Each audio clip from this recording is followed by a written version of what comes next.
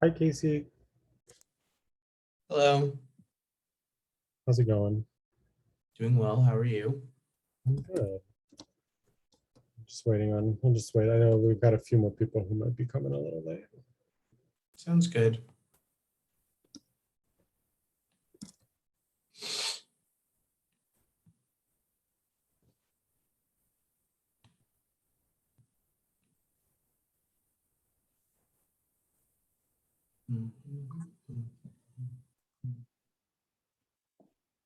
Maybe. Hey, everybody. Hello.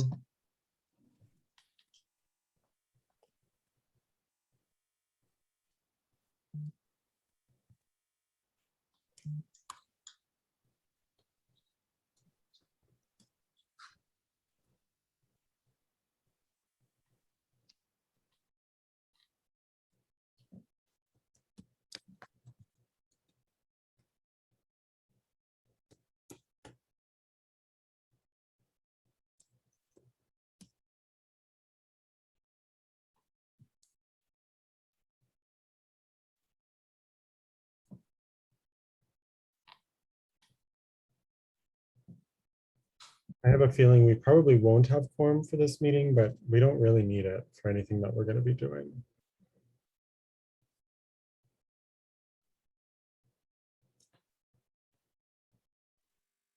Sounds fine by me. We will give it just a few minutes, probably start around 5 after. Might be a pretty intimate conversation.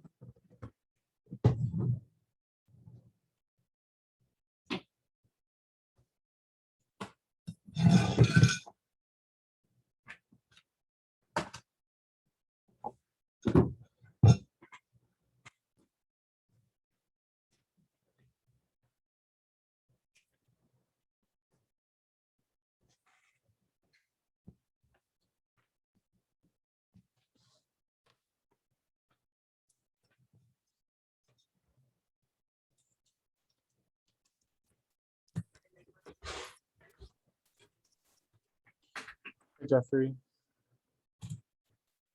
Hi, how you guys doing? Hey, Casey. Hello, Jeffrey. Back in Los Angeles. Hey, welcome back. Yeah, we were in Sedona for a couple of months. We had a dog die of leukemia. One of our dogs died. She was No. yeah, she started, she was healthy when we left. We had a Oh, we have 3 other dogs, but she was and then she started having seizures, and they said she had a lymphomic leukemia. She died on her own 2 weeks later in the house. So jeez, Jeffrey, I'm so sorry. That's she- devastating. I slept more with that dog than I do with my husband. It's just like, this is brutal. It's just brutal. But we've got our other dogs. This is Coco. Come here, Coco. Come here, Coco. This is Coco. Coco. He's Oh, really upset. I can imagine. Yeah. Hmm. But it's good to be back in California. Oh my God. Yes, and good memories that you have. Yeah. Yeah. Hi, Claire. Thanks for joining. Hey. So I think we're just going to give it probably about 2 more minutes here to see if we have any other people trickling in, and then we'll get going. Awesome. You want to eat?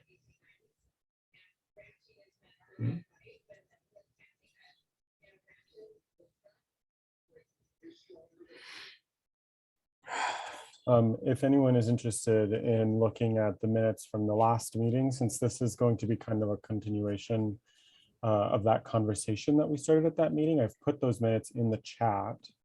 And if you look under new business, which is item 7, there's kind of a long list, almost like a page and a half worth of ideas that people had and kind of where this conversation went last time.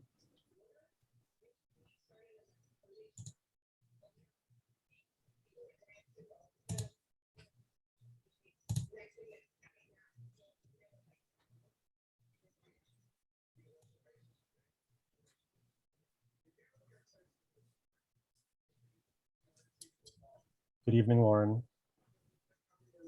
Oh, almost.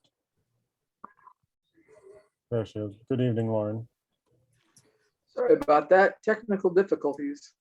No And it worries. wasn't on the website, which is the first place I went to. Yikes. Here now. Hi, everybody. Hey, Lauren. Hi, Lauren. Hey, Lauren. Hello. Okay, so why don't we go, let me get my screen situated here and then we can get started. Okay, so hi everyone, my name is Max Kirkham. I'm the co-chair of the LGBTQ+ Alliance of Los Angeles Neighborhood Councils, and I'm calling the meeting to order at 7:05. I will also be taking notes for this meeting, so it might take me a minute to move on from thing to thing, just because that's what I'm doing. I'm taking minutes. Roll call, I think it might be easier than going through the roll. Just asking, is everyone here, are we all members of the Alliance officially? Yeah, We are, right? Casey, I are am. you? Sorry. I can just speak for myself. Actually, Thank you, Claire. I think the last time I was here, there wasn't a quorum to Oh, I see. accept my nomination. But That's fine. that's okay. Let me just take a quick note of everyone who is here. And I am grateful that y'all have joined us.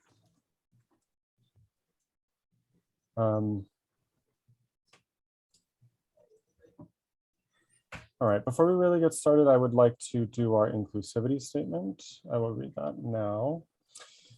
I have it here. Okay.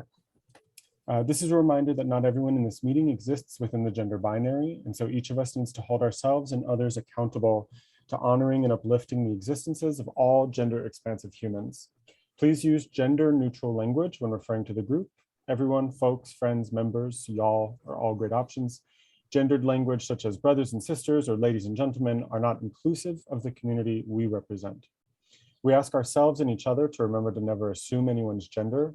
Additionally, if we don't know someone's pronouns, we can either share our own pronouns and ask for theirs or use gender neutral language. If one of us does make a misstep or hears someone accidentally misgender someone, please gently make a correction and move forward.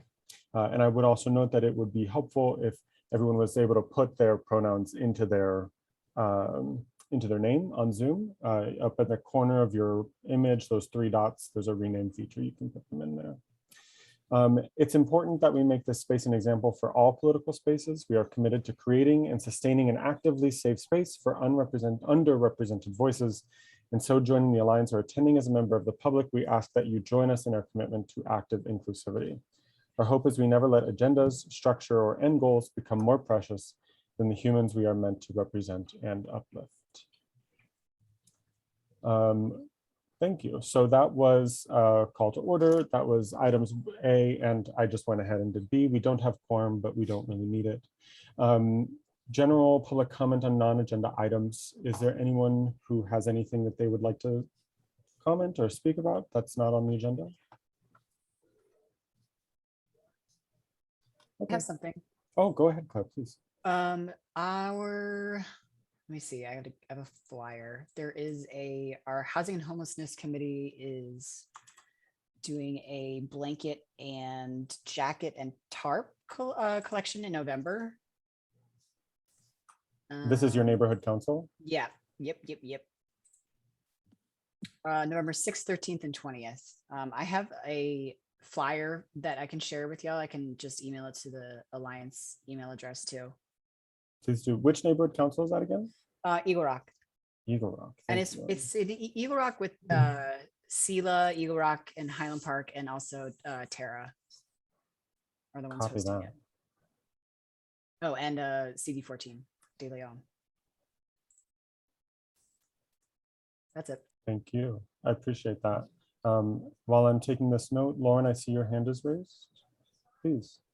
Is quickly. So Claire, Echo Park Neighborhood Council, Homelessness and Housing Committee also has a lot of members that are SELA volunteers.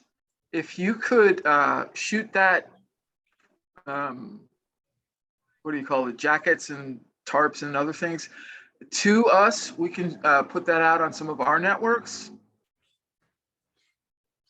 That's okay with you? Yeah, you know what? I might check with the person who the liaison made a very specific request that we not put it on Instagram. Oh, no. You can just send me whatever your particulars are if you want to share it at all. I'm just saying that we already have SELA volunteers in our own, and we've done this before with working with Emma, for example. Okay. Yeah, I'll share. So, two big things, if you all haven't noticed them, well, at least one of them is close to my heart. So first off, everybody noticed that the United States State Department issued its first non-gender specific passport. This bodes well for folks who don't want to be forced into that male-female binary. It's only one so far, but I personally think this makes it a lot easier for people rather than having security misconstrue them at the gate, et cetera, all those minor humiliations. Second, close to my heart, which probably most of you are tired of hearing about, but the bill or resolution rather for the Bayard Rustin Stamp Act has been reintroduced, and it has some key supporters right now who are in the Equality Caucus, as well as the CBC. That's the Congressional Black Caucus, if you don't know. This is important because I've always meant for this initiative to unite the two caucuses. What can you do, you ask? Or I know you're thinking, even if you didn't ask. Most of the Southern California contingent in Congress is on the Equality Caucus. Call, badger, harass, intimidate them to be co-sponsors. This is hugely important because we are now We are now trying to find a sponsor in the Senate. We know if we can get this on the floor, it's going to be voted in since it doesn't cost money, but we have amplified, or rather I have amplified the ask, which is that I want Bayard Rustin Stamp to be the first in an LGBTQ series of stamps. Don't believe the lie that people don't write letters. That's not important. Stamps are collectible, and as tokens of what we value, honor, and celebrate, plus the fact that it comes with a rollout into all the schools for free, stamps are really, really important when it comes to We Happy Band of Queers, taking the places we have earned, I say, in the history, accomplishments, and culture of these United States. So yeah, we're hoping to get everything voted on and a call for an artist to go out by February. So keep us in your thoughts and harass your Congress member. Virtually all of them, including people like Schiff, are in the Equality Caucus. Thank you. Thank you, Lauren, and thank you for your work on this. It's really great. Maybe, please go ahead. Thanks, Max, and thanks, Lauren. Just wanted to say hi, everybody. Maybe I'm the other co-chair. Just wanted to apologize in advance. I started feeling sick earlier today, went home early from work, so I apologize if I'm a little bit quiet today, but I am here and present and will participate as much as my cloudy brain will allow. Thank you, Maybe, and thank you for being here. Thank you for your commitment. Okay, if no one else has, or let me say it this way, are there any other general public comments? Okay, so item 3 on the agenda, administrative items. This is not a discussion piece so much as it is a further announcement. At the next general meeting, so today's a special meeting, the next general meeting of the Alliance, which will be on November 21st. We will be having 2 elections appear on the agenda. The first is for the Alliance Secretary. Our Secretary, Daniel Perez, resigned right before this past meeting. So we are currently operating without a secretary. That is why I'm taking notes tonight. And then the election for recruitment committee co-chair, which I know that Lauren has stood up for, that will be officially put onto the agenda for the next meeting. We do have a number of other committees that also need co-chairs, but we're just gonna do those 2 elections at this next meeting, unless anyone's really interested in being a committee co-chair, then we'd be happy to put it on. Okay, so moving on to old business, and this is the whole reason for this special meeting. Discussion of the future of the Alliance. So I don't remember, Casey and Jeffrey, I know that you weren't at our last meeting. Claire, I can't remember actually if you were at our previous meeting. No, I couldn't make the last one. Okay, fantastic. Then just to give you kind of a read on what we, the reason why we are doing this. Oh, and this is Conrad. Conrad, go ahead. Conrad has his hand raised. I'm pretty sure that this is Conrad. Sorry, yes, it's Conrad. I'm gonna hop on the road now, so I'll be listening. Good to meet everyone, even though I don't know who's here. Conrad, for those who don't know, is the president of the Greater Wilshire Neighborhood Council, of which I was previously vice president of, and I'm glad that he's here tonight. So, over the past couple months, we had 2 meetings in a row that didn't meet quorum. We had 1 meeting that didn't meet quorum, and we had another meeting that met quorum only after the members that were present kind of were furiously texting people asking them to come.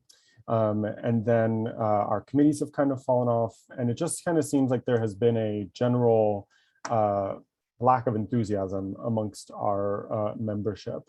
I know that I've heard through the grapevine, through, in back channel, not back channels, but like, through the grapevine, that there have been some people who are upset about how certain things have been done, or they, think that we should be doing things kind of differently, but they haven't necessarily come forward to kind of voice those views. And more than that, I think, we have 49 members now, and if we're only getting about 10 people coming to each meeting, if that, I think that's a sign of, one, we have obviously need to do more to recruit and kind of diversify our membership. But I think also it's just kind of saying, what can the Alliance be doing to kind of help motivate and build momentum and enthusiasm amongst our members? I do want to, just remind everyone before we drop into this that, this Alliance is not even 2 years old yet. I think, having these kinds of getting this momentum rolling in an organization that is run by volunteers who, aren't getting paid for this work necessarily was always going to be difficult. So I think this conversation, would have been necessary whether or not we were having kind of this slump in a way. So I do want to make sure that, everyone here knows that this is an open floor. No idea is out there or taboo or verboten. Like, please, this is a safe space and an open floor. So yeah, the floor is open for anyone who has comments or thoughts, and I will take notes. So I see hands raised. Conrad, is your hand raised from before? He's riding his bike, so I'm going to assume it was. I'm going to call on Jeffrey. Thank you, Mr. Chair. I just have a question. What happened? I mean, what were without going into too much detail, what were the issues that people were upset about? It's interesting. I think the main one that I've heard about has been our interaction primarily with the mayor, but then with also some other elected representatives from city government. I think the way that the mayor was invited to a meeting and then kind of just given a floor, and questions were asked in advance, and then only certain people could ask questions, per the format of that meeting, I think we would all agree that there were some real issues to the way that the mayor was invited. And then I think there have just been general feelings that the alliance isn't focusing on what people thought it would be focusing on when they joined. And so instead of, from my point of view, as someone who's been, I've been, maybe and I have been co-chair since, I think, what was it, June or July or something like that. But we've been members since the very beginning. I would have hoped that, people would have come forward, right, to say, hey, could we do this differently, or could we do this instead? So that's, I think, in general, what it is. Please, Casey, go ahead. Maybe, and this is only from my own experience so far, but maybe other people, because I was thinking about one of the things you just said, and I didn't really, and still don't, because it's only my second or third meeting. I'm not really sure what exactly we exist to do. So maybe if there was a way to, I don't know, have a chart of works or something that were shared with the people we were trying to recruit from the neighborhood councils, maybe they would have a more clear understanding of what the goal is. That's all. Can I ask along those lines, because that actually is something that has come up several times, not only in the conversation that we had at the last Alliance meeting, but also in the executive committee meeting when we first, before we went into this last Alliance meeting, we got all the executive committee in person, and that was also a big thing. The executive committee wasn't even entirely sure what the Alliance. So I guess my direct question to you would be, when you think about the LGBTQ Alliance, what do you think that it should do, in your view? What would the purpose be? What did you think it would be? I feel like focus is in education, advocacy, trying to gain support for specific projects. Yeah, I don't know. I guess I would have to think more deeply about, but those are the things that come to my mind initially.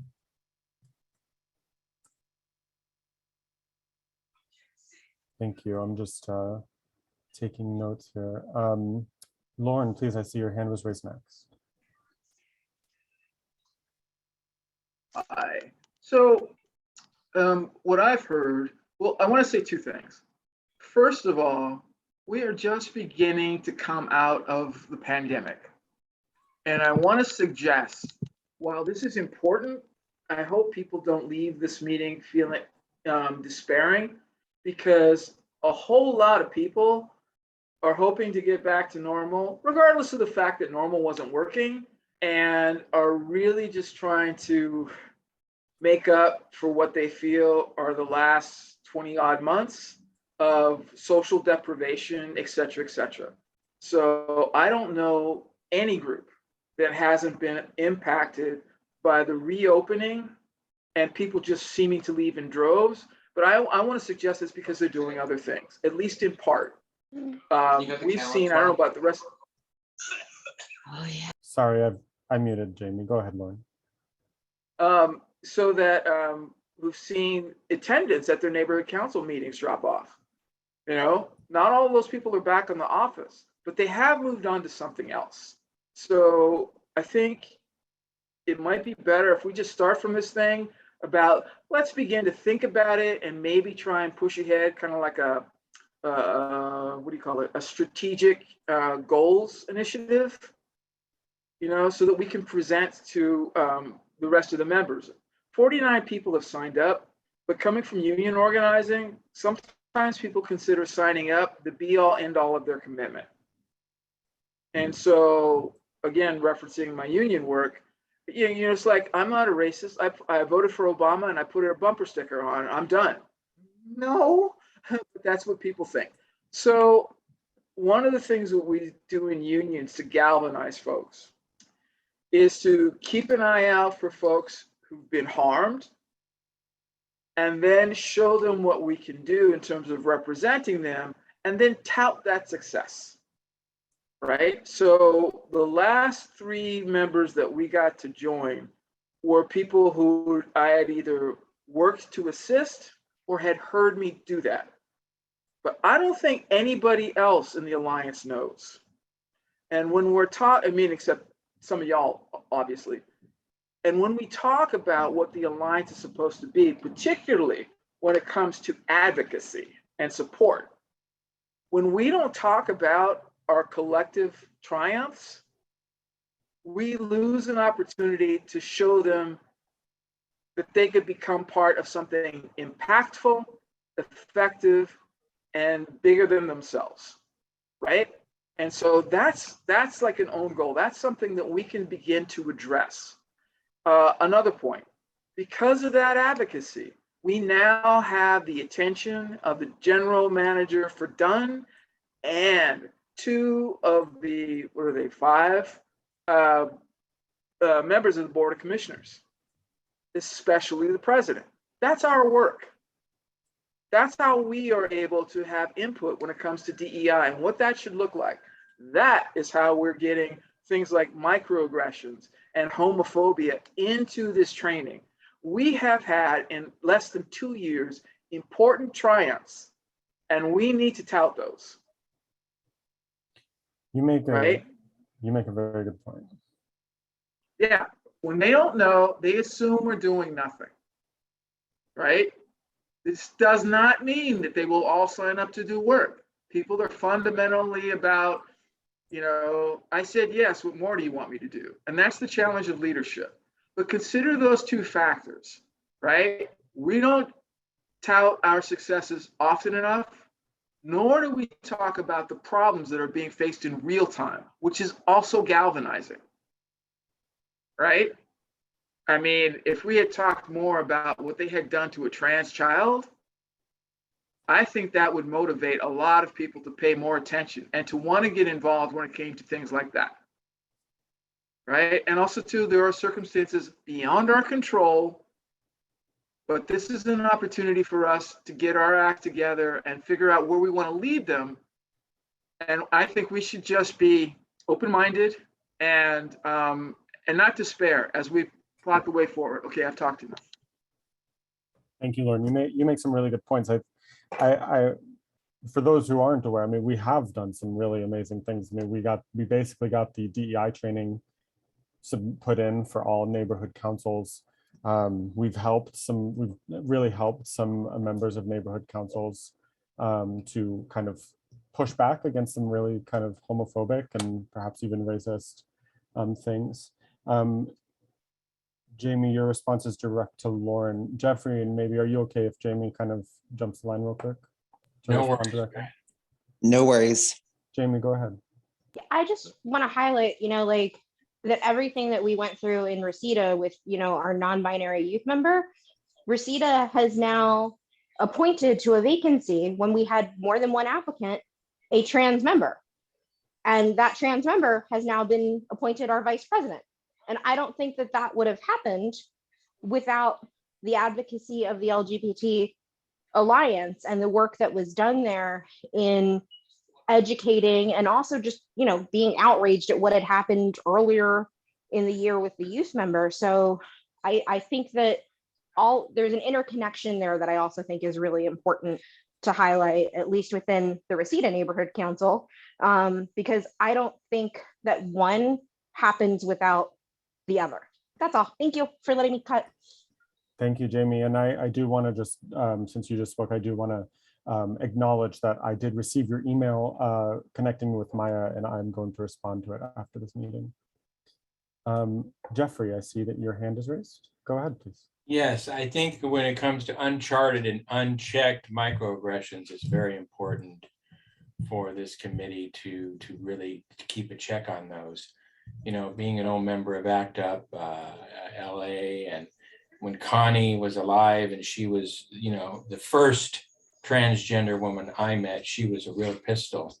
And I remember back in 1991 when we kidnapped the Beverly Center, when the security police at the Beverly Center basically apprehended a blind AIDS, HIV positive, disabled LGBTQ member of ACT UP, and Connie says, "We're circling the Beverly Center." And I go, "Oh my God, this woman's crazy!" But it was amazing. Which, I mean, And to go back and think about those times, you know, and it worked. It really worked. Now, today, I don't know what would happen to us, but boy, I tell you, to have that kind of level of energy that she had, I mean, I was always very intimidated by her anger, because I was like, oh my God, she's so, and I was so impressed at the same time because I was only in my early 30s at the time. And she pushed right to the end. And to get that energy, you know, it's always hard, because I think as time has gone on, you know, I'm sure Lauren can relate, many of us can relate, that it was, you know, times have gotten easier, thank God, but we still have a lot of progress to make. And it seems like we make 2 or 3 steps forward, and sometimes we go 1 or 2 steps back, sometimes 5 steps back. And again, it comes back to this microaggression checking and finding out about, because I'm a member of the Valley Alliance and the neighborhood councils. And I'm out there. I say I'm HIV positive, I'm LGBTQ, and I can tell it makes people squirm, but I don't care. And I put it in their face. And I think it's important that we show that we're here, and we show, and I think what happened with Rashida is great. And I know the NoHo NC has always been very supportive of these issues. So I think it's, you know, I don't know, I don't want to ramble on, but I just think we, you know, to have that energy that we used to have in the old days would be, it's hard to get that, but if we could keep that going, that would be great. Absolutely. Thank you, Jeffrey. I appreciate that. And thank you for sharing that story. Maybe your hand is raised. Thanks, Max. Just wanted to say thanks, Jamie, for the updates about the appointment at your neighborhood council. I also wanted to say, I think that Lauren brought up a lot of great points. First of all, just in terms of, you know, attendance being an issue, I've noticed the same thing on my neighborhood council. We've had 5 board member resignations in about the past 3 months, which has really stalled a lot of our efforts. A couple of those being executive member positions. And, you know, when you're just trying to get an organization to be functional, you know, it takes away from the time that you have to do things and to, you know, take on new problems, new projects. You know, just in terms of what I envision for this alliance, I think that there's not one particular idea or vision in my head. I think it's a combination of a few different things. You know, I've mentioned before, you know, the idea of us being a watchdog for, you know, making sure that there are not,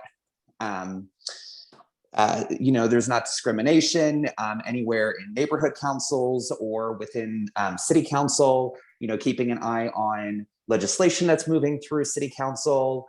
I think that people are often more interested in helping and participating when they feel like there's a problem that needs to be addressed, rather than, you know, everything's bright and cheery, let's all, you know, celebrate.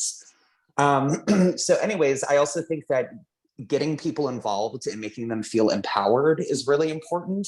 You know, I'm sure this is the case for a lot of neighborhood councils where a lot of even the board members just kind of rely a little too heavily on the executive committee and on committee co-chairs to really take the lead on things. And I think empowering people to bring things to us and try to bring on their own projects, I think, is important. One thing that I was going to suggest, and I feel like we've talked about this a little bit, sorry, I'm a little bit out of breath, is, you know, possibly totally rewriting our mission statement and our, you know, our goals and visions. Max, I think you brought this up, you know, this idea of goals and visions, and really inviting people who are a part of the alliance or who want to be a part of the alliance into this idea of what is the alliance, what should it be? You know, where I mentioned my neighborhood council earlier already, but that's something that we're working on right now, is having a goals and visions event. And it's going to be in a couple of different phases. It's not just going to be one meeting, it's going to be a series of meetings that are being created through an ad hoc committee that we just formed for goals and visions. So you know, I could see us doing something like that where, you know, it's not just one meeting. If you didn't make it, too bad, but a series of meetings to, you know, really help us as a community envision what we want to do as an alliance. Yeah, thank you. Maybe I think that it seems to me, like I said earlier, this alliance is not even 2 years old yet. So, it makes sense, right, that we're having this conversation about, who are we and what do we, want to do. And I even think that it makes sense that we're having this conversation because, we've started, when you start down the path towards something, you think you're going to do one thing. And then you find that, the membership actually wants to do this, or the membership wants to do that, or actually we find that this certain path of organization works better for us as a organizing principle. And so I think that it's kind of just natural. I am interested in, I see Conrad has his hand raised, but then afterwards I would be interested in kind of just going, Jamie and Claire and Jeffrey, if you have, specific, like what specific goals or missions that you think the Alliance should do. I know, Casey, you've already shared, because I asked you that question directly earlier. I'd be interested in just kind of going around the room and getting your thoughts. Conrad, please. Hey guys, so I'm at a stopping point. So I have had numerous invitations to these meetings, and I've had a conflict with your standing meeting, so that's why this is my first visit. So this may be something that's been discussed ad nauseum, but as May will know, probably recognizing my name, because I'm the minutes writer for their neighborhood council, as well as a number of other neighborhood councils. And during the time as a minutes writer, and attending neighborhood council meetings around the city, I've been struck by the number of LGBTQ board members. Definitely, disproportionate when compared, I think, to the general population. So there's, I'm struck by the call to leadership, among this community, and how the neighborhood council system has seemed to be sort of a natural setting for people to either, develop their leadership skills or fulfill their need, to act on that sense of civic duty. And I think that's something that needs to both be celebrated and really called out and, advertised, and that it also is, in sharp contrast to just a few decades ago when, people did not feel that it was safe to be honest in their identity, and you might want to be a politician or have some sort of political life, but your private life needed to be completely separate and private and secret. And that's not the case now. And, the older, wiser folks out there, and I'm rapidly sort of at least entering into the first category, but they will tell us, don't take any of this for granted, because, it can all be snatched away. Suddenly people will be, they can envision a time when people might feel the need to go back into the closet, so to speak. And so I think one way to make sure that doesn't happen is to really, put that positive image out there and really let the world know, how the neighborhood council system has been sort of a test case maybe, or an example of where LGBTQ folks, really can act on that need to serve and highlight, the great accomplishments. And it doesn't necessarily have to be so much about the committee itself necessarily, but just about, what we have brought and what we've done and why we serve.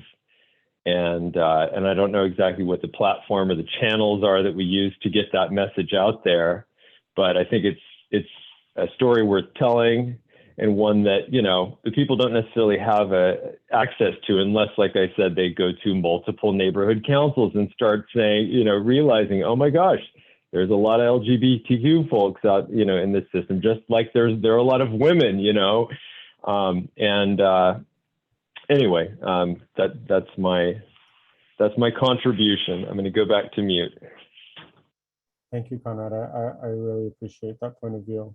And a good reminder of why we are, you know, one of the reasons why this community, which is this alliance, which is the first alliance focused on queer rights to be backed by the city of Los Angeles in the history of the city of Los Angeles.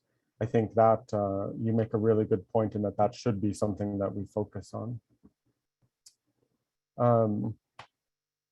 So again, I thought I would be interested in just kind of hearing directly from, you know, Jamie or Claire or Jeffrey, if you have specific like thoughts on, you know, what do you think the alliance should be about? What should the mission be? What should the goal be? Jamie, please go ahead.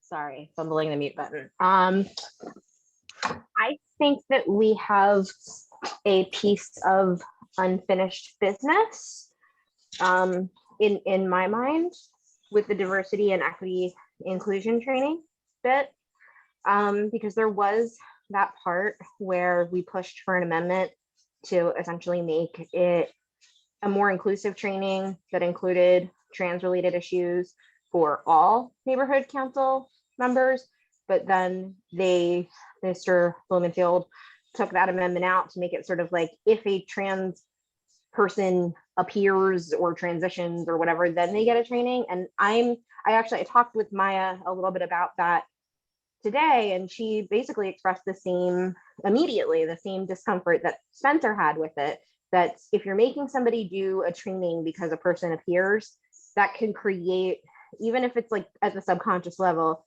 it can make people feel annoyed at you or even angry because of your existence. And so I think that we have unfinished business with that particular council file. And one of the things that I would like to see, given that we are a neighborhood council advisory board and neighborhood councils advise the city, I would like to see a renewed push to make it so that that particular amendment is returned. Because you know what, if somebody was like, and if a Jamie York appears, then you're going to get a training telling you about special issues about Jamie, like I wouldn't want to join things either, you know, because like you feel singled out. And I think that everyone can benefit from education. I'm certainly not an expert on like, oh, I think we lost you, Jamie, for a second there. I got kicked. I don't know. Something happened with my phone. Oh, there you go. Can you hear me? Yep. But I'm not an expert on like, obviously, like all, you know, I don't know everything, but and you don't know what you don't know. But I think most, maybe most is, I think many people are willing to at least learn new things and engage and approach things in good faith. And I think that that's the expectation that we should have. Thank you. Do you have any thoughts on like beyond that particular training? Like, let's say we had that amendment was passed and we were able to push, you know, what then for the alliance in from your point of view? I think that we continue to, you know, within the purview of neighborhood councils, continue to try and push the city structurally and systemically to be a more friendly and inclusive place for LGBT people to exist, you know, openly and proudly. There's issues with how LAPD has been with like trans issues. I think that's worth addressing. There's a crossover with like LGBT and like homelessness issues, right? Like, I think that's worth addressing. So I think that there's, maybe I'm thinking narrowly about it, but I kind of function better when I think in like sort of narrow scopes, if that makes sense. Like that's just how my brain works. Like if you give me parameters, I'm good at thinking within the parameters. It does definitely make sense. And so those are kinds of the things that when I think about, like, we think of LA as like this progressive, great place, but like, I don't think of it that way when you can openly see the discrimination and violence and microaggression, like at all different levels that continues to occur within this city, and that the city is happy to brush off. Like, yeah, is it not as bad as it was in like the 80s? No, like, yeah, it's definitely like a better place to exist, but it's not, I wouldn't want to go to the West Hills neighborhood councils and be like, hello, I'm Jamie York and I'm bisexual. Haha. Like, you know? Yeah. Yeah, thank you. I appreciate that. You probably just saw in the survey, in the chat, I put a link to a survey from that Lynn, or John, excuse me, the chair of the ad hoc committee on police relations.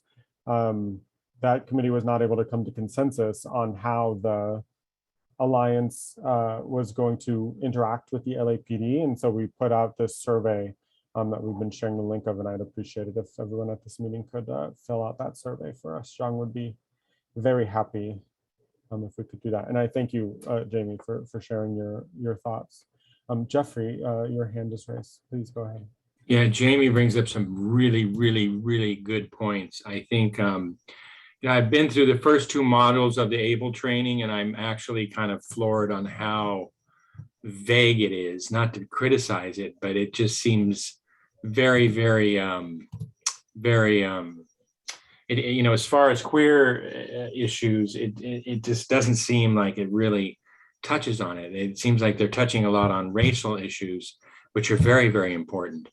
But trans and queer issues, it just didn't, it kind of rang shallow for me. So that's something, since we have this committee, I think if we were able to get a training program together, a video of some kind, and of young and old LGBTQ members of the ANCs and friends thereof, or ex-activists, or I don't know how doable that is. I know you have to get the budget and stuff. I don't know. What do you think of that?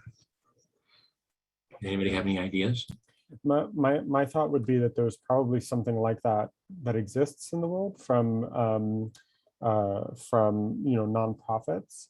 And I think what we could do is kind of just be that go-between to say, we're the LGBTQ Alliance, and we're going to help facilitate with this neighborhood council, or with this neighborhood council, whoever wants to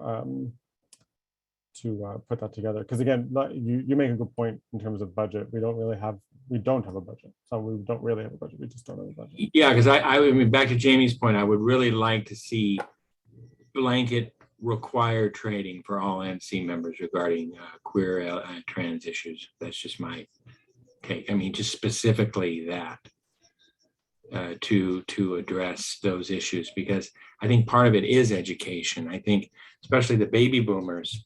I mean, I don't want to single my generation out, but there's a lot of education that still needs to be updated with that particular group. So, I'm just putting that out there.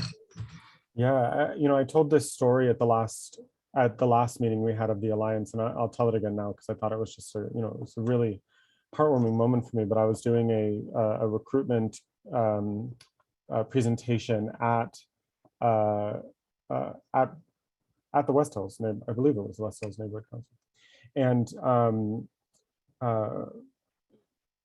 I did the whole presentation, and I opened the floor up for questions at the end. And this woman raised her hand and said, I have two kids who are Gen Z, and they're always telling me that I'm using the wrong language and that I'm I'm being homophobic, and I'm not being homophobic. I just don't know what language to use. I don't know, how to address these things. I'm this, I think she said she was over 60 years old, and she felt like the terminology and the language is just changing so rapidly, she can't keep up with it. So she really doesn't want to be behind with the times. She just happens to be behind the times. So she ended that by saying, I'm going to come to your Alliance meetings so that, I can, help close that gap to get that education. And that kind of really made me, really gave me those kind of goosebumpy butterfly feelings in my stomach. So I think you make a really good point. And it seems that that is actually one of the biggest points that keeps being made, not only at this meeting, but also our last meeting and also at our executive committee meeting, that they're, it seems like people really want the Alliance to serve in an educational role of some sort. And I think that that's definitely something that we could work on. Lauren, your hand is raised.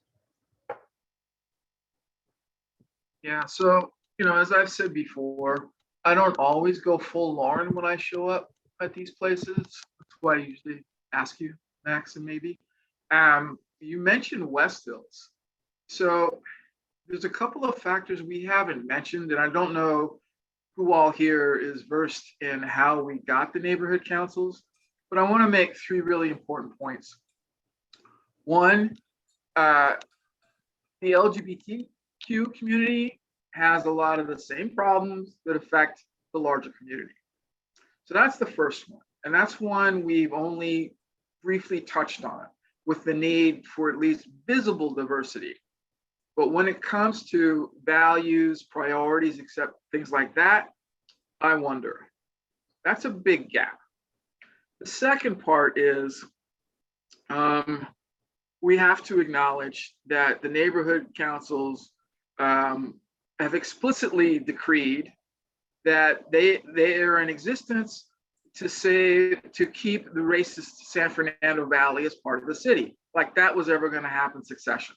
But that's the narrative, and that means a lot of these out near South Bay, not South Bay, like San Pedro area, I forget, Harbor, and the Valley have a lot of bigots. And there's no persuading bigots. I don't think we need to justify ourselves. And I don't know how many people are sort of in between, but they're in between because they're afraid of the bigots. And that is happening very publicly and very aggressively in West Hills. So you had one experience, Max, that gave you that warm feeling. And I've had two others that make me want to roll up my sleeve. Huh? In terms of West Hills, I've not, it was one. No, but what I mean is that we have a lot of work to do and we can't please everyone, right? Yeah. So there are the flaws within the neighborhood council system. There are the flaws and bigotry and privileges embedded in our culture. And there is a certain also generational issue about how to be engaged. These problems are not insurmountable, but I really, really, really think we need to be aware of them. That only when we're cognizant of the confluence of these obstacles that we can, as a group, creatively address them and be prepared for it to take time. We know we've had an impact because they're paying attention to the they being done and not the city council, but Dunn and Bonk. With how many gay men, and it's important that they're gay white men, are on the city council, right? That's a lens that shaped this DEI stuff, which is not, quite frankly, supportive of trans rights. They just aren't. There's lip service, but the work isn't being done, despite the fact that we've had those murders in MacArthur Park. Has any one of them said anything about it? I don't think so. CD1 sent us a really long email about it. Yeah, but I mean the gay contingent. Oh, that I don't know. See, I haven't seen anything. So what I want to say, and not to bore or depress everybody, we have a lot of obstacles. I think we can whittle them down with time, but the main thing is we need to recognize those obstacles. And where I start from is, when I do my pitches, if they've harmed somebody, well, I just let them know it had better not happen again, that it is unacceptable. And if I've built nothing of a reputation, it's for being relentless in the pursuit of justice. But the other part I say is that the Alliance exists to make you all better public servants.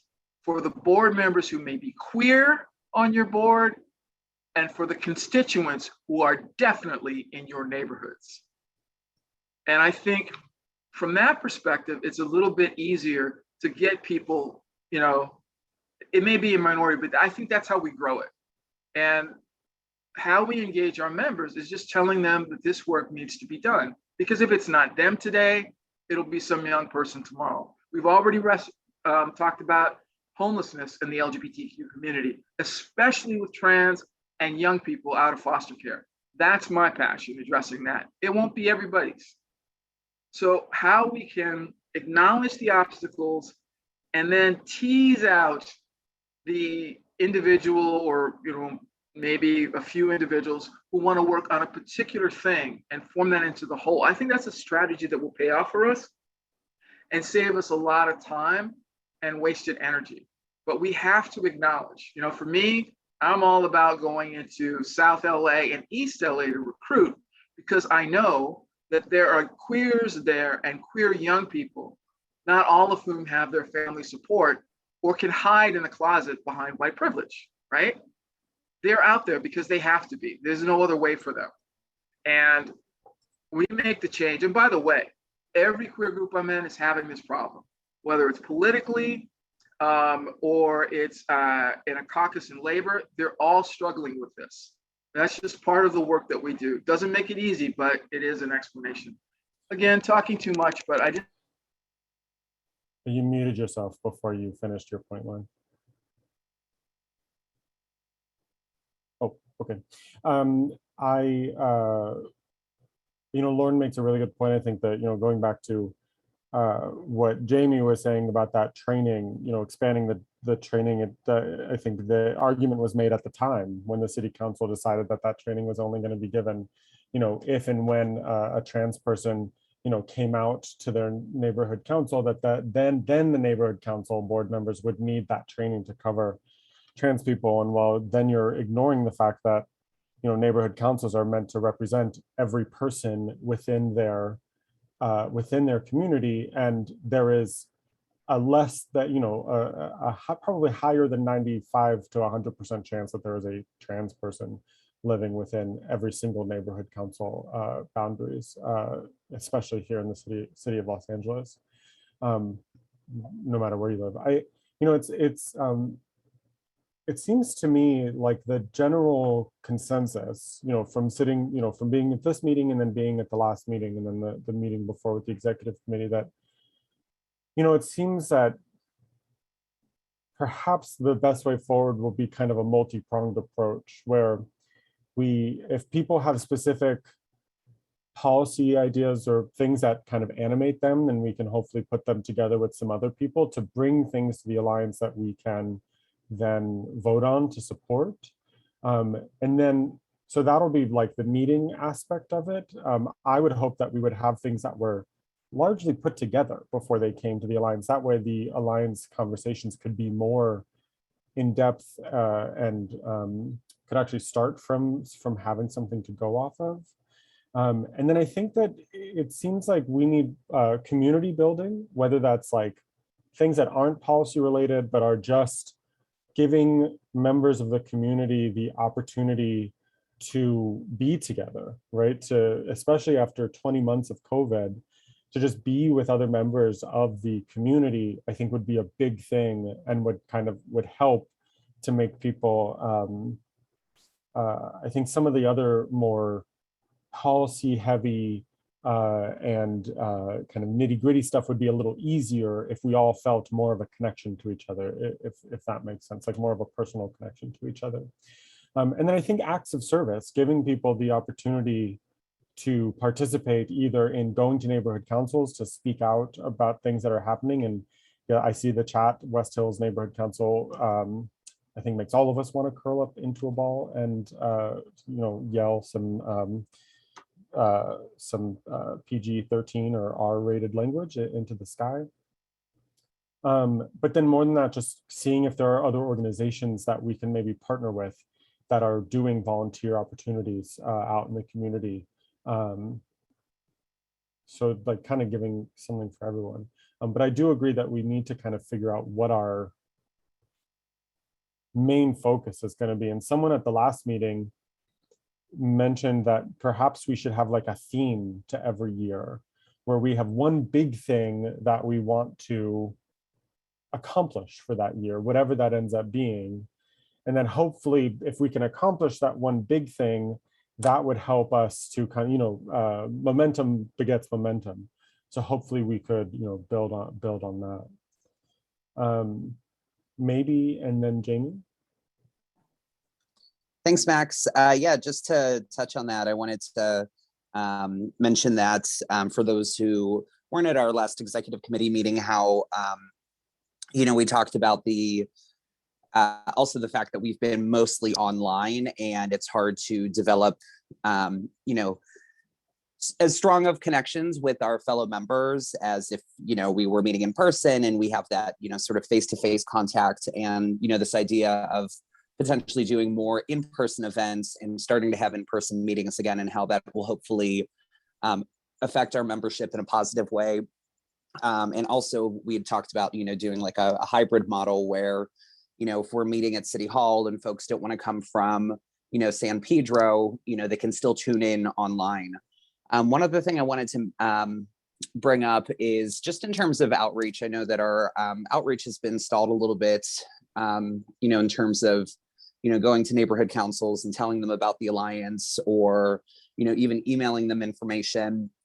And I wanted to recommend that when we, resume that in full swing, that we not only are encouraging people to join the Alliance, but also encouraging NC board members to use this as a resource, if they feel like they need help with, certain things like language and inclusivity in that realm, or, using us as a resource if they feel like something is wrong in their neighborhood council, if they, feel like somebody is, being discriminated against, whether it's themselves or, somebody else on the neighborhood council or a stakeholder, really encouraging them to reach out to us. And I feel like that will also give us more to do. So yeah, that's what I had to say about that. Thank you, maybe. Jamie, please. I think for me, the most concrete thing that I would definitely like to see us do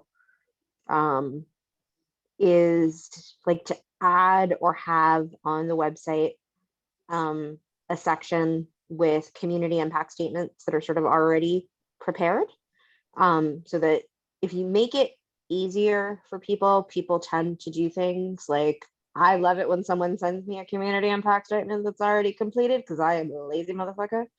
But if we make it easier for people to do them, but I also think there's that Empower LA like internal, or not internal, but there's like an email all one for each neighborhood council.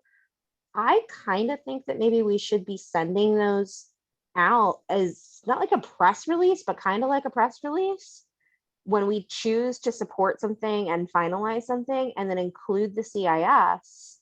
And then who knows, maybe somebody who's on a neighborhood council who isn't necessarily a member of the Alliance is like, hey, I agree with this thing, and takes it to their board, And I also think that that could also sort of have a secondary function of helping with outreach by showing like, hey, we're actively doing these things, and we're also helping you do the work, like by having these CISs ready. And I like CISs, and I like it's an area that I exist really well in, but like that's like the concrete thing that I think that we can and should do as an LGBT alliance of neighborhood councils. Obviously there's more than that I support, but that is the one thing that I think is an absolute like must, because it hits so many of the parameters in terms of things that we can accomplish.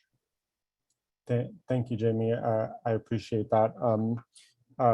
I think that's Adriana is working at the moment to, at our last meeting, Adriana agreed to start working on the website and developing it. So I think that would be a great thing for her to focus on.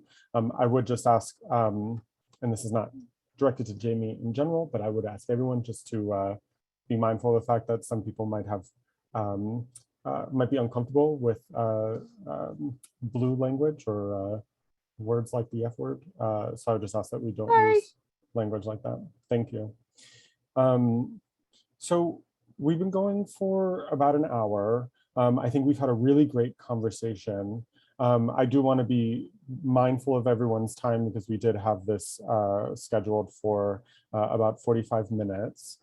So at this point, I think what I would ask is just for any final thoughts. This, I think, will not be the final conversation we have on this. I think we are intending for the executive committee to get together, and of course, executive committee meetings are open to the public. So, you know, once that meeting is, when we decide when the date is going to be for that and it's announced, you are free to come and have the conversation there. And I think the executive committee meeting will be kind of to synthesize everything that we've heard over these last two meetings. And then this will, I think, be part of the conversation for the next general meeting, which is going to be on November 21st.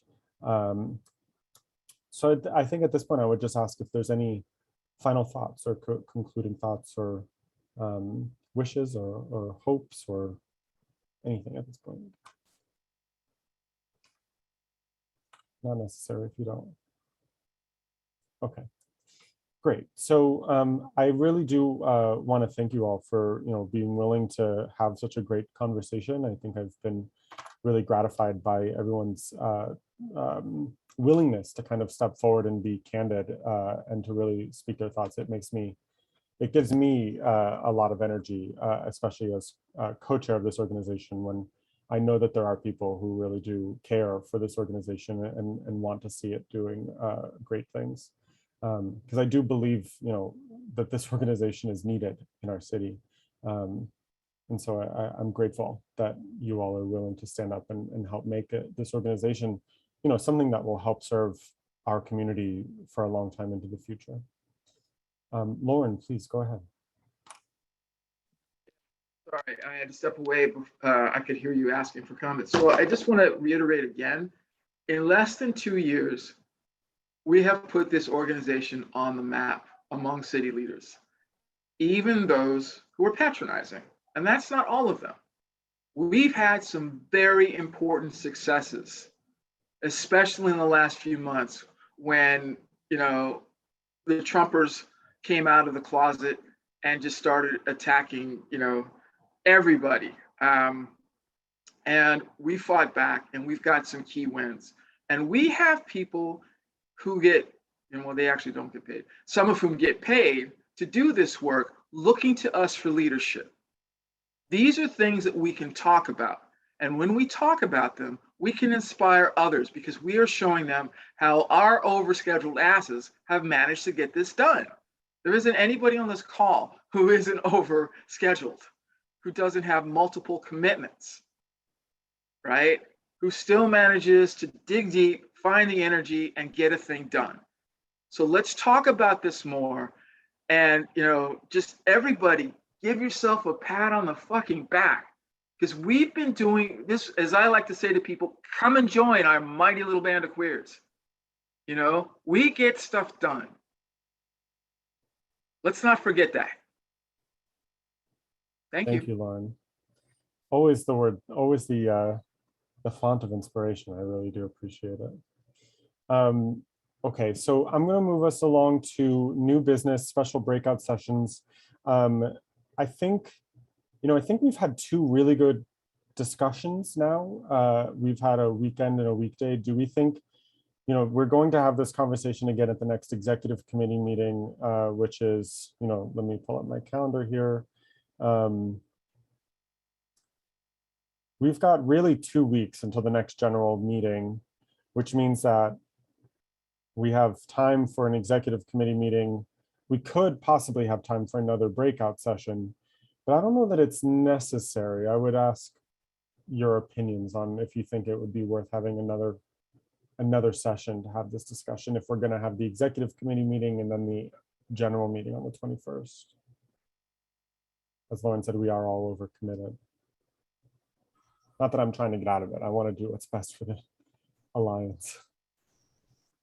Well, are there any things that anybody can think about that could be addressed before the executive committee? I don't think, I mean, I think these conversations have been so candid and great. I think what it might be worth, you know, we have both of these meetings recorded now. I think what we might do is send, you know, kind of put both of these recordings into an email and send it to everyone, you know, once we have the date of the executive committee meeting, and say, hey, the executive committee is meeting to kind of synthesize all of this information in advance of our, you know, general meeting. You know, this is an executive committee meeting, but if you would like to be part of that discussion, we welcome you to be part of that discussion. We want you to be part of that discussion. Please come. And also, if you weren't able to make it to either of the two meetings, you know, here are these two recordings where we had, I think we had 12 or 13 at our last meeting, and now we have, you know, 1, 2, 3, 4, 5, 6 additional people here. So that's 18 people, 14 of which I think are members of the alliance. I think that's a good percentage of people giving their thoughts and opinions. It's certainly more people than who wrote our bylaws back in the very beginnings of the alliance. Does that sound good? Yeah. Okay. Also, Max, maybe, so, you know, we've already referenced the murders of trans Latinx women, but there's also the cultural stuff. Like, I'm thinking of the whole Dave Chappelle controversy. Well, to me, it's not controversial. He's just wrong and a bigot. But 100%.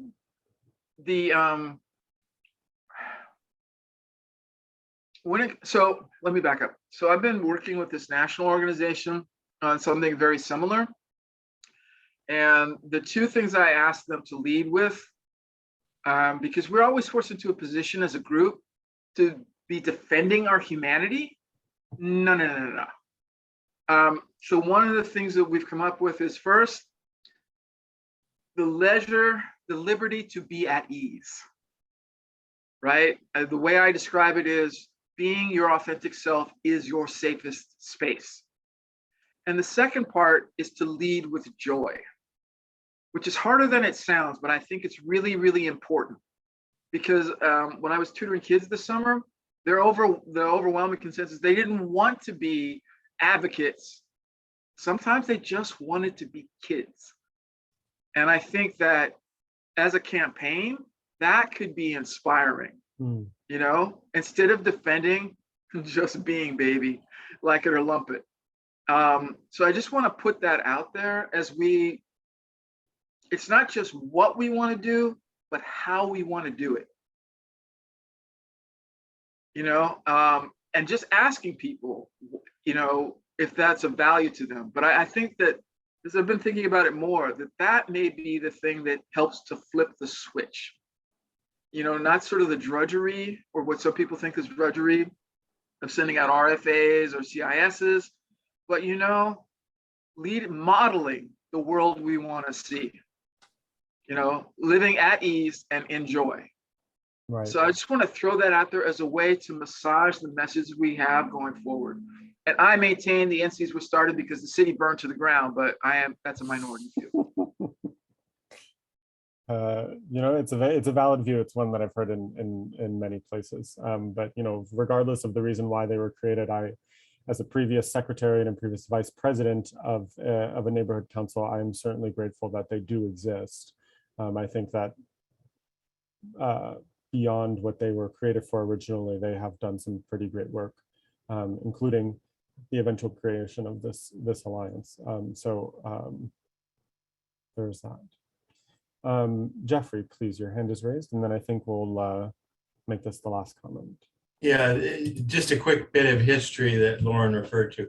Gene De La Pietra was the owner of Arena, and he was behind a lot of the push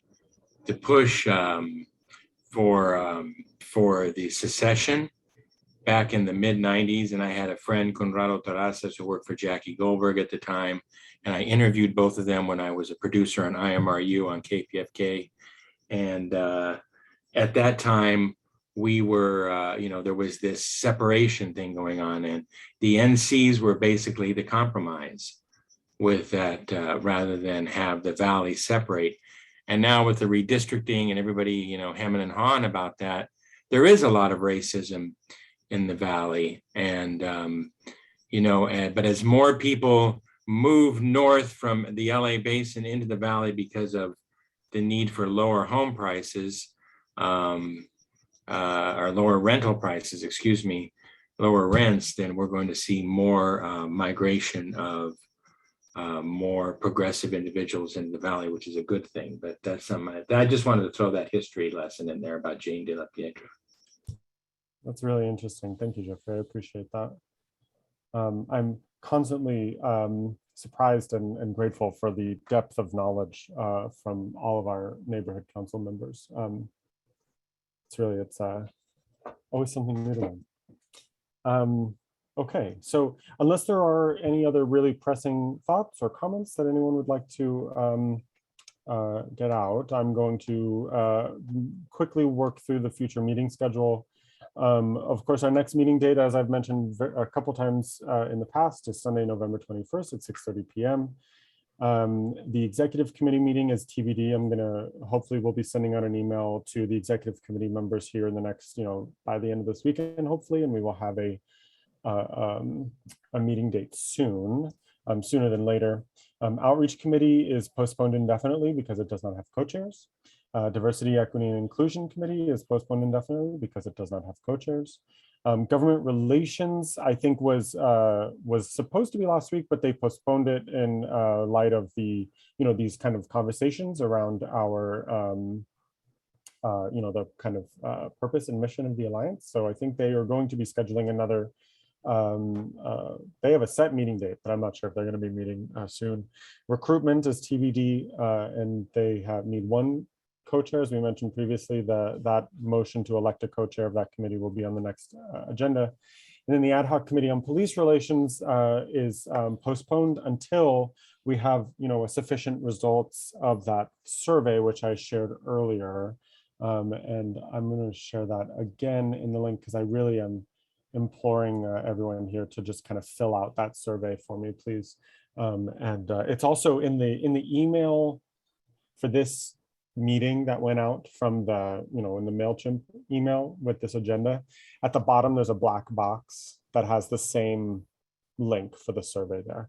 Along with a breakdown of the committee's kind of findings, like what the committee discussed previously. So please do that. Item 7, are there any requests for future agenda items? Casey, please. Just a quick question. Is the link for this meeting always the same? Because I was just going to plug it into my calendar real quick. Or does it change? No, it changes. Okay. And then actually on that point, I was thinking about this earlier. When we meet in person, because my only experience is via Zoom, where does that happen? That's a good question. Before the pandemic, we were meeting at City Hall West or East, whatever the other one that's not the main City Hall building is called. Now I'm not sure if we're going to be able to meet there. I think it's an open question of where we'll have the meetings in the future. Not only, a question of where can we host a meeting of this size that, falls within COVID compliance and ADA requirements, but also we want to make sure that these meetings are accessible. So I think they might even, move around a little bit because the Alliance is supposed to, is meant to represent, the entirety of the city of Los Angeles, which goes, all the way down to Long Beach. It's an open question. We're trying to figure it out. It would be my hope that the Alliance would start meeting in person again in January, but that's not. That's not set in stone yet. Good question though. Jamie, please. Sorry, mute again. 2 things. If we ever have meetings in the Valley, which I know. But if we do, Reseda has a space. So that is Oh, great. something that could potentially be used because we've let other like alliances or groups use our space. So with enough like notification and like filling out the proper forms. So just putting out there that we have a space in the valley. Fantastic. And it's pretty big. And two, just something for the next agenda. Mhm. I don't know if this is something we want to take a stand on or consider or talk about, but I think there's some push for both independent redistricting and also a push to expand the city council. And I don't think that either of those things are sort of outside our purview if we are looking to get more diversity and representation at the city council level, then that is something that could potentially be beneficial to us. So perhaps an item discussing whether or not this is something that as an alliance we would like to support. Thank you. I think that's it's a very good point. The push for independent redistricting. I mean, it's good for us to have the discussion now, even though redistricting is not going to happen again for another decade. But we might as well jump on the bandwagon while people are still interested in it. You know what I mean? It might be difficult to get people to think about why it's important if it's happening in 8 years as opposed to it's happening right now. Thank you, Jamie. I appreciate that. As well as so now that means we have a space in Reseda and we have a space in Central Hollywood, the City Hall, the Hollywood City Hall. We could probably use that community gathering room as well. So I guess we just need something in like South LA and then over in East LA and everywhere. Okay, are there any other requests for future agenda items? Okay, then I'm going to, we don't have a quorum, so I'm just going to call us adjourned at 8:21 p.m. Thank you all so much. Again, truly, thank you for being so candid and willing to be open and part of this conversation. We are very lucky to have each of you as parts of this alliance. Thanks, everybody. Have a great night all. Thank you.